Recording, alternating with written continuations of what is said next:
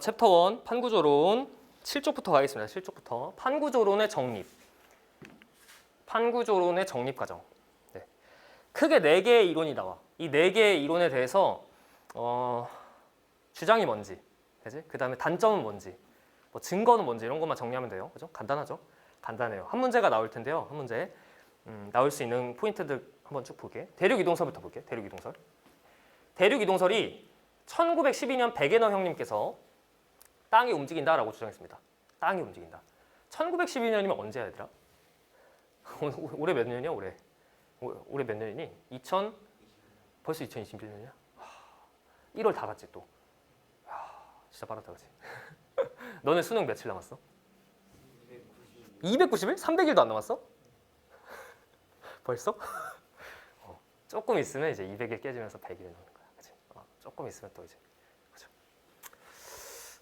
맞아요. 굉장히 빨라요. 네. 근데 이게 100년 전 이론. 그죠? 100년 좀 더 됐죠. 그죠? 100년 전에 백에너 형이 땅이 움직인다고 했어. 근데 땅이 이렇게 붙어 있다가 움직여서 떨어져서 현재 모습이다. 이렇게 주장했습니다. 그 근거가 되게 신빙성 있는 게 뭐냐면 4개가 등장하는데 4개. 1번 해안선 일치. 해안선 일치 거기 4개가 소개되어 있죠. 교재 7쪽에. 그러니까 퍼즐을 맞춰봤더니 여기 해안선이 모양이 똑같은 거야. 그죠? 그리고 나서 화석 분포 일치. 그러니까 여기에 살던 애랑 여기에 살던 애가 화석이 똑같아. 근데 웃긴 건 육상식물이야. 육상에 사는. 여기 바다로 헤엄쳐서 가는 게 아니라 여기도 살고 여기도 살아. 붙여보면 똑같아. 그죠? 그 다음에 지질구조 연속성. 여기 있는 암석이랑 여기 있는 암석이랑 똑같아. 산맥도 똑같아. 그지? 그 다음에 마지막 빙하 퇴적층 분포. 그죠? 빙하의 흔적이 똑같다. 그죠? 4개인데 4개 다 외워야 돼. 4개 다 외워야 되는데 시험에 나오는 포인트가 정해져 있습니다. 해안선 일치 제일 쉬워서 안 나와. 지질구조 일치. 지질구조 연속성 이거 여기에 산맥 2개 외우셔야 돼요. 교재 보시면 에팔레치아 칼레도니아. 여기 있던 산맥이에요. 여기 붙어있다가 여기 다다다다 있는 산맥이 떨어져서 에팔레치아랑 칼레도니아가 여기 산맥이 2개가 있습니다. 같은 산맥이에요. 같은 산맥인데 떨어졌으니까 그냥 이름만 다르게 부른 거야. 원래 같은 산맥이나 붙어있으니까. 그 다음 3번 메소사우루스, 글리소프테리스 이런 친구들이 나오는데 얘는 이름을 몰라도 돼. 근데 외워질 거야. 문제 많이 풀다 보면. 근데 얘네들은 바다에 살던 친구들이죠. 아니야. 바다에 살던 친구들이 아니라는 걸 알아야 돼. 알겠죠? 그러니까 땅이 붙어 있을 때 살던 거야. 육상. 알죠? 바다에 여기 막 대서양 헤엄쳐서 건너고 막 이런 게 아니었다는 얘기야. 알겠죠? 그러니까 근거가 되겠죠? 메소사우루스요? 메소사우루스는 물가에 사는 파충류라고 합니다. 괜찮죠? 원시 파충류라고 합니다. 마지막 빙하 흔적 일치 거기다가 별표를 쳐두시고요. 빙하 흔적 일치 별표 치시고요. 인도라고 쓰세요. 인도. 빙하 흔적 일치 옆에다가 인도라고 쓰고 인도 대륙을 잠깐 보시면 가장 어렵게 나오면 이겁니다. 인도가 여기 있어요. 여기. 고생대 후기에 남극 근처에 있습니다. 엄청 고緯도죠. 남극 근처니까. 그러니까 빙하가 있었어. 과거에. 인도에 빙하가 있었다가 지금은 이동해서 얘가 저緯도로 와서 지금은 북반구에 있잖아. 여기 붙어 있잖아. 그래서 여기 히말라야 산맥 만들었잖아. 근데 인도 대륙을 보면 빙하의 흔적이 있어. 왜냐면 과거에 남극 근처에 있었거든. 그죠? 이해돼요? 이걸 알고 있어야 돼. 그래서 어떤 식으로 나오냐면 이렇게 나와. 시험 문제 어떻게 나오냐면 이렇게 나와요. 세계지도 주고 A는 빨간색으로 여기랑 여기 이렇게 칠해놔요. 여기랑 여기 이렇게 칠해놔. 그지? 그 다음에 뭐 B는 여기도 칠해놓고 뭐 여기도 칠해놓고 인도도 칠해놓습니다. 인도도. A랑 B 중에 누가 빙하 흔적이니 이렇게 골라라 이렇게 나와요 시험에. 그럼 누굴 찍어야 돼요? 인도에 색칠되어 있는 이 B를 찍어야 빙하 흔적입니다. 알겠죠? 인도에 빙하 흔적이 있다는 사실을 알고 계셔야 합니다. 여기까지가 근거에 대해서 출제될 수 있는 걸 정리했고 근거가 4개 있다는 거 알아두셔야 돼요. 근데 백에너 형님께서는 증거를 제시했어. 이렇게. 딱 듣고 보니까 진짜 땅이 움직였을 수도 있겠다. 근데 그 당시 사람들은 땅이 움직인다는 걸 상상조차 못했어. 그지? 그죠? 못했겠죠? 그러니까 물어봤지. 땅이 어떻게 움직여? 백에너한테. 근데 백에너가 그걸 설명 못했어. 땅이 움직이는 원동력을 설명 못했어. 땅이 어떻게 움직여? 그지? 그래서 백에너가 이 땅의 원동력, 대륙이 이동하는 원동력을 찾기 위해 탐험을 떠났다가 실종이 돼서 돌아가십니다. 끝났어 이제. 여기까지 이거 끝이야. 그죠? 백인호 형님께서 돌아가셨어. 두 번째. 근데 그 이후에 홈스라는 형이 멘틀 대류 때문에 움직인다. 멘틀 대류 때문에 움직여. 멘틀이 움직이니까 이 위에 떠 있는 땅이 움직여. 라고 정답을 맞춰버렸습니다. 100년 전에. 그죠? 맞춰버렸어. 끝이야. 맞춰버렸어. 근데 얘의 문제는 뭐냐면 증거를 못 보였어. 그러니까 멘틀이 대류해서 땅이 실제로 움직인다는 증거를 보여줄 수가 없었던 거야. 알겠죠? 그죠? 이게 문제였습니다. 그죠? 이게 주장은 맞아요. 멘틀 대류에 의해서 움직인다는 거, 그지? 그래서 그 다음 이론이 중요한데, 다음 이론 잠깐 보시면 1962년 헤스 형님께서 해저학장설을 주장하십니다. 해저학장설. 근데 시간 잠깐 봐봐. 28년? 62년. 그죠? 뭐야 이거? 30년 넘게 뭐 하고 있었어? 놀았죠, 그죠? 30년 넘게 놀았지. 놀지 않고 전쟁을 했다. 이 사이에 전쟁이 있었다. 그죠? 전쟁이 있었는데 그게 바로 세계 2차 대전이죠. 세계 2차 대전, 월드워. 그죠? 세계 2차 대전. 28년과 62년 사이에 전쟁이 있었습니다. 근데 이 전쟁이 너무 중요한데 이 전쟁 얘기를 잠깐 할게요. 밀덕 있니? 밀덕? 연합군이랑 독일군이 싸우는데 연합군이 바다를 거의 다 점령했습니다. 바다를, 그치? 주도권을 잡았어요. 배. 근데 독일의 최대 무기가 뭐였는지 알아? 독일군의 최대 무기. 유보트, 그치? 밀덕이네. 유보트가 뭐냐면 잠수함. 그죠? 독일군이 얘를 쭉 쏘고 도망가. 그죠? 그래서 연합군의 배가 계속 침몰하는 거야. 이 피해가 엄청 심했대. 이게 되게 빨라가지고 잡기가 힘들었어. 그죠? 근데 이제 우리 미국 형님들께서 클래스가 다르잖아. 어떻게 하는 줄 알아? 어떻게 하냐면 여기서 음파를 쏴요. 음파를 쏴서 맞고 돌아오는 시간을 측정해. 어떻게? 수심을 구할 수 있는데 어떻게 측정하냐면 2분의 1 VT 이렇게 해서 맞고 돌아오는 시간을 측정한 다음에 음파 속도를 넣고 2분의 1만 딱 해주면 수심을 구할 수 있죠. 그죠? 당연히 2분의 1 해야 되는 거야. 2분의 1 안 하면 안 되지, 그죠? 여기까지 수심을 구했는데 이걸 어떻게 했다? 전지구에서 했다. 전지구에서 이걸 해서 해저 지형을 그렸습니다. 해저 지도를 그린 거예요. 그랬더니 해저 밑에도 다양한 지형이 있었다. 그래서 잠수함이 숨어 있을 만한 곳을 다 찾아내서 얘를 물리치고 전쟁을 끝냈습니다. 여기까지 됐죠. 그래서 승리를 했어요, 연합군이. 근데 전쟁이 끝났는데 요거 해저 지도를 보니까 버릴 수가 없잖아, 그지? 해양학자들이 봤더니 대서양 한가운데에 산맥이 있었다. 산맥이 어떻게 있었냐면 바다가 이렇게 있고요. 바다 밑에 산맥이 있었다. 산맥이 있었다. 근데 좀 이따 하겠지만 여기 수심이 4에서 5km, 여기가 한 2km 정도 됩니다. 2에서 3km. 이 산맥의 이름을 뭐라고 했냐면 해령이라고 했습니다. 해저산맥 해령, 대관령 할 때 그 령자입니다. 해령이라고 했습니다. 근데 이걸 연구를 해봤더니 왜 이런 지형이 있을까? 연구를 했더니 첫 번째, 해령으로부터 멀어질수록 퇴적물의 두께가 증가한다. 퇴적물의 두께가 그러니까 이렇게 분포하는 겁니다. 이렇게. 이게 퇴적물이야, 노란색이. 퇴적된 물질. 그런데 웃긴 건 뭐냐면 여기에만 퇴적물이 많이 쌓여? 그건 아니겠지. 거의 고르게 쌓이겠죠, 퇴적물들이. 근데 여기는 두껍고 여기는 얇은 이유가 뭐야? 여기는 퇴적이 오랫동안 됐고 여기는 퇴적이 얼마 안 됐다. 맞죠? 그래서 두 번째 증거를 보니까 실제로 땅의 나이를 조사했습니다. 여기 땅의 나이, 지각의 나이, 해양 지각의 나이, 그 다음에 여기의 나이를 조사했습니다. 땅의 나이는 어떻게 조사하는데 방사성 동위 원소로 조사하고요. 2주 뒤에 공개됩니다. 땅 나이 구하는 방법 2주 뒤에, 그죠? 여기랑 여기 나이 조사했더니 여기가 어때? 젊고요. 여기가 올드합니다. 여기가. 그러니까 말뜻이 뭔데?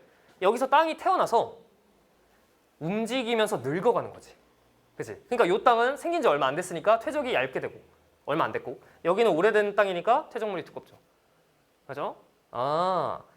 이 두 가지로 땅이 움직인다는 사실을 증명했죠. 근데 증거가 더 있어. 베니오프대의 발견. 여기다 별표 치세요. 베니오프대의 발견. 베니오프드가 뭐냐면 이렇게 땅이 움직이다 보면 이쪽에 대륙을 만날 때가 있어요. 그죠? 여기 육지인데, 그지? 육지를 만날 때가 있어요. 육지. 그지? 육지. 어떻게 돼? 해양이랑 대륙이 만나면 해양의 밀도가 크니까, 암석의 밀도가 크니까 얘가 내려가게 되겠죠. 이렇게. 이렇게. 이걸 뭐라고 하냐면 섭입대라고 합니다. 섭입이라고 합니다. 섭입. 그리고 여기를 섭입대라고 하죠. 이때 이걸 어떻게 발견했냐? 이 친구들이 내려갈 때 지진이 여기서 터지는 거예요. 지진이 이렇게 터지는 거야. 땅이 내려가면서 여기서 지진이 터지게 됩니다.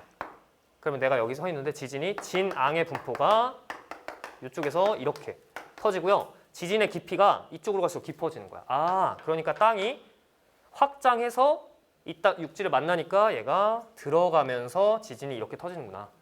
지진이 이렇게 터지는 걸 보고 이러한 땅의 움직임이 있구나를 확신했습니다. 이게 세 번째. 됐죠? 중요해요. 그래서 베니오프드의 발견이 해저 확장의 증거라는 거 알아야 돼. 마지막 네 번째. 해저 고지작이 줄무늬의 대칭성. 요거는 좀 이따 하겠지만 이런 겁니다. 여기서 이제 입체적으로 하나만 더 그려볼게. 해령이 이렇게 있어요. 해령이 있고요. 여기 마그마 올라오는 부분을 열곡이라고 합니다. 여기서 멘틀이 상승해서 화산이 분출합니다. 화산이. 그죠? 근데 여기에 마그마가 식을 때 마그마 속에는 다양한 광물 중에 자석의 성분을 띠는 광물이 있어요. 돌의 성분 중에 자석 같은 성분이 있어. 그 자석 같은 성분이 어디 가리켜야 돼? 나침반 들면 어디 가리켜? 북극 가리키잖아. 북쪽을 가리키죠. 북쪽 가리키죠. 그래서 현재 이렇게 이쪽이 북쪽이면 마그마 빵 터지잖아. 그러면 여기를 촥 가리키면서 정돈이 됩니다. 정리를 따라 돼. 괜찮아? 근데 이걸 정자극기라고 그래요. 다시 뭐라고? 나침반이 북극 가리킬 때를 정자극기. 웃긴 건 뭐냐면 지구의 자기장이 계속해서 바뀝니다. 계속해서 바뀌어요. 그래서 현재는 나침반이 북극을 가리키지만 과거의 어느 특정 시점에는 남극을 가리키던 시절도 있었어. 그게 역자극기야. 그래서 과거에는 이렇게 정자극기 때 북쪽을 가리키면서 식었는데 얘네들이 시간이 지나면 어떻게 되겠어? 이렇게 옆으로 움직이겠죠. 왜냐면 판이 움직이니까, 확장하니까. 근데 역자극기가 딱 오면 어딜 가리켜 이번에는? 나침반이 남쪽을 가리킵니다. 이렇게.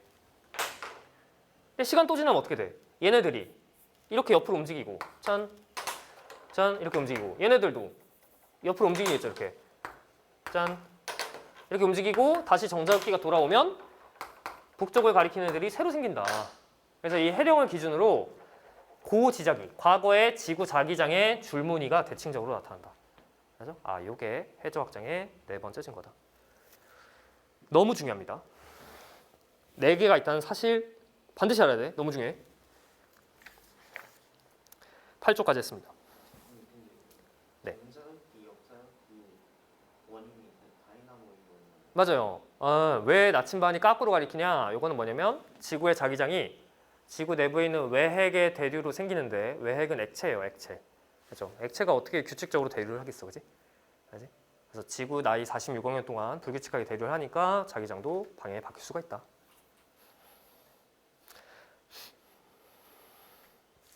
8쪽에 마지막 잠깐 보시면 여기까지 4개를 했어요. 근데 여기 참고 써놓을게. 참고 얘들아. 참고.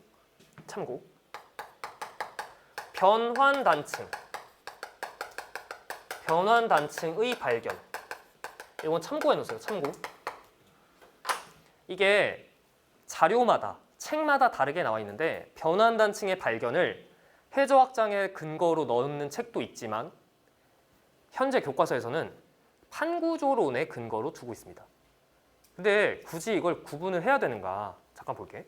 이게 지금 62년에 있었던 일이야. 근데 판구조론은 여기 지금 안 나와 있지만 판구조론은 1968년. 이게 시간적으로 그냥 거의 연속적인 거지, 그지? 그래서 그런 다양한 근거들이 나오면서 그 중에 하나가 변환단층이었는데 그래서 변환단층의 발견을 해저 확장에 넣는 책도 있고 판구조론을 확신하게 되는 계기로 넣는 책도 있습니다. 근데 지금 교과서의 순서에 따라서 변환단층의 발견을 판구조론의 정립 여기로 넣었다. 근데 과거의 기출문제나 아니면 다양한 문제집들을 풀다 보면 이 변환단층의 발견을 해저 확장의 근거로 돼 있는 문제도 있다. 알지? 그래서 애매하잖아. 이런 거 잘 안 내겠지. 그치? 안 내겠지. 안 나올 확률이 매우 높습니다. 평가원에서는. 근데 예를 들어 뭐 사설 모의고사 또는 뭐 그냥 여러분들 문제집 풀 때 만약에 나온다면 변환단층의 발견은 판구조론의 근거로 넣어라. 교과서에 맞게. 알겠죠? 혹시 모르니까 얘기를 했고요. 변환단층에 대해서는 조금 이따가 다시 한번 소개를 드리겠습니다. 이 변환단층의 발견까지 해서 다양한 근거를 통해서 판구조론이 등장을 하게 됩니다. 판구조론. 근데 여기에 이제 그림을 하나 그리고 마무리를 하도록 하겠습니다. 판구조론이 이제 등장을 하는데 두두 등장, 그죠? 그림을 하나 그리는데 이 그림은 죽을 때까지 기억을 하도록 하겠습니다. 죽을 때까지 기억해야 되는 첫 번째 그림이 여기서 다시 이제 등장을 합니다. 그림을 한번 그려보도록 하겠습니다. 땅이 있고요. 땅. 여기가 지구 중심. 여기가 우리가 살고 있는 지각입니다. 우리는 여기에 살고 있죠. 지각. 그죠? 그래서 이 껍데기를 뭐라고 하냐면 지각이라고 하고요. 지각. 그 다음에 이 밑에 있는 걸 뭐라고 하냐면 멘틀이라고 합니다. 멘틀. 그 다음에 밑에 있는 게 외핵. 가장 안쪽에 있는 게 내핵입니다. 이렇게 4개로 구분한다는 사실은 초등학생도 알아. 깊이를 잠깐 볼게요. 지구의 깊이가 얼마죠? 지구의 깊이가? 지구의 반지름이 얼마예요? 얼마야? 6,400km. 6,400km. 요거는 지구에 사는 이상 알아두기로 합니다. 다른 행성으로 이사를 가시면 까먹으셔도 되는데 지구에 사는 이상 기억합니다. 여기 깊이를 외울 거야. 얼마야? 지각의 깊이 얼마야? 얼마예요? 5에서 35 어떻게 알았어? 5에서 35km. 오, 지질 덕후야? 아니야? 덕후까지는 아니야? 여기 얼마예요? 거기 안 나와 있어. 책에 없어. 이거 머릿속에 박아 넣을 거라서 없어. 오, 3,000. 잘 찍었습니다. 맞아. 3,000. 왜냐면 이게 6,000이잖아. 대략 6,000. 이거 대략 절반 한 3,000. 그지? 2,900입니다. 2,900km. 그 다음에 여기 볼게요. 외핵과 내핵의 경계 이거 뭐예요? 5,100km. 여기까지 됐죠? 근데 이 불연속면, 다시 이 경계 3개, 이 3개의 경계에는 별명이 붙습니다. 발견한 사람의 이름을 따서 별명이 붙는데 제일 위쪽에 지각과 멘틀의 경계, 여기를 뭐라고 하냐면 모호면이라고 합니다. 모호면.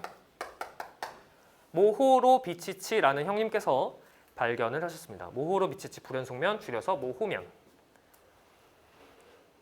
이걸 왜 외워야 되냐면 지각의 두께 이렇게 표현도 할 수 있지만 모호면의 깊이라고도 표현할 수가 있기 때문에 그래. 그죠? 보통 지구과학 2에서 나오긴 하지만 혹시 모르니까 이거 중학교 때 나오니까 그죠? 써봤습니다. 그다음에 요거 여기 깊이가 뭐냐면 요거 멘틀이랑 외핵의 경계죠. 이게 매우 중요한데 구텐베르크 형님께서 발견하셔서 구텐베르크면 이렇게 해주고 마지막 외핵과 내핵의 경계 여기를 레만 누나가 발견해서 레만면이라고 합니다.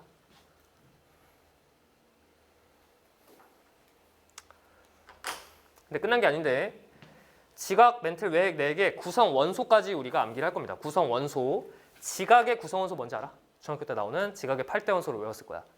OCR패, 카나크마. OCR패, 카나크마. 들어봤어? OCR패, 카나크마. 우리는 여기까지만 외울게. OCR패. OCR패까지 외웁시다. OCR패. 산소, 규소, 알루미늄, 철. 근데 멘틀은 뭐냐면 멘틀은 OC 마패입니다. OC 마패. 마그네슘이 더 많다. 그래서 OCR패, OC 마패. 외워야 돼. 반드시. 시험에는 어떻게 등장하냐면 멘틀은 규산염으로 이루어져 있다. 규산염. 규소와 산소의 화합물. 규소와 산소가 제일 많으니까 규산염. 규산염이 뭔데? 그냥 돌. 여러분들 밖에 나가서 짱돌을 딱 집어들면 거기에 제일 많은 게 규산염입니다. 그죠? 그 다음 외핵과 내핵은 뭘로 이루어져 있냐면 외핵은 철, 니켈, 그리고 내핵도 철, 니켈입니다. 그런데 화학적으로 비슷한데 왜 굳이 구분을 해? 외핵은 액체고 내핵은 고체입니다. 외핵이 액체라는 사실은 반드시 아셔야 되고요. 지금 처음 들었다면 별표를 치고 메모를 해주세요. 정리하면 지구는 6,400km 반지름을 가지는 구형인데 거의 구형인데 내부에는 금속성 핵이 있고 그 다음 바깥쪽에는 규산염, 돌로 이루어져 있다. 맞아? 금속과 돌로 이루어져 있다. 됐죠? 밀도가 더 커서 그래요. 마그네슘. 밀도가 좀 더 큰 암석들이 밑에 깔리는 거예요. 이렇게 평형을 이룬 겁니다. 근데 이게 끝이 아니야, 그지? 여기 이제 확대할 거예요. 확대. 어디 확대할 거냐면 여기 확대합니다. 여기. 확대. 지표 부근 확대. 그래서 확대해서 그림을 그릴게요. 이렇게.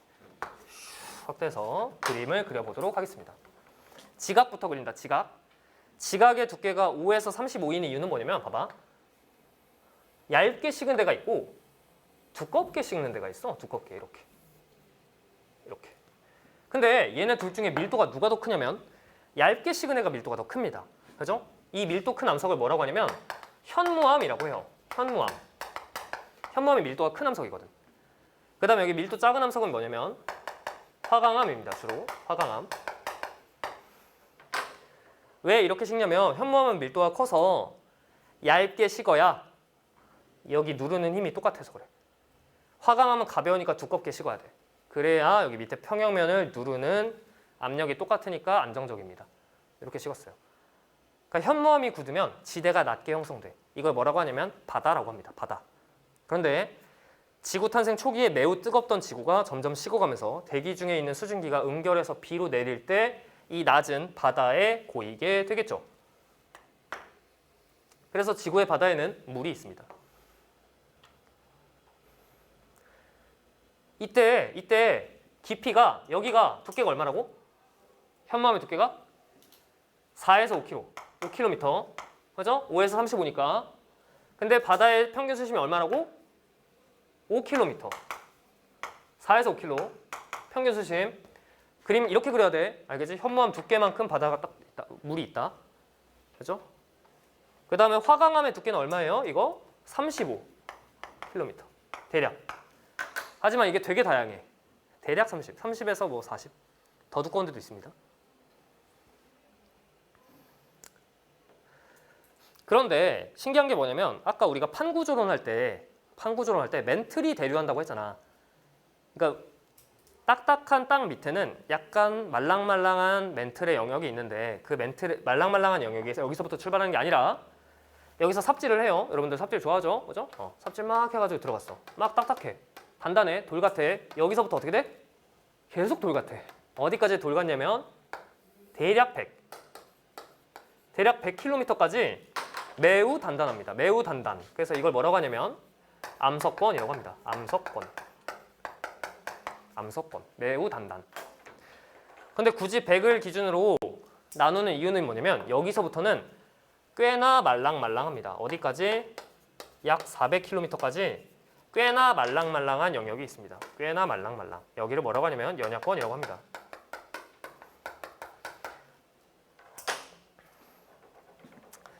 암석권은 고체고요. 연약권은 뭐예요? 유동성. 그죠. 여기도 고체다. 여기도 고체예요. 둘 다 고체예요.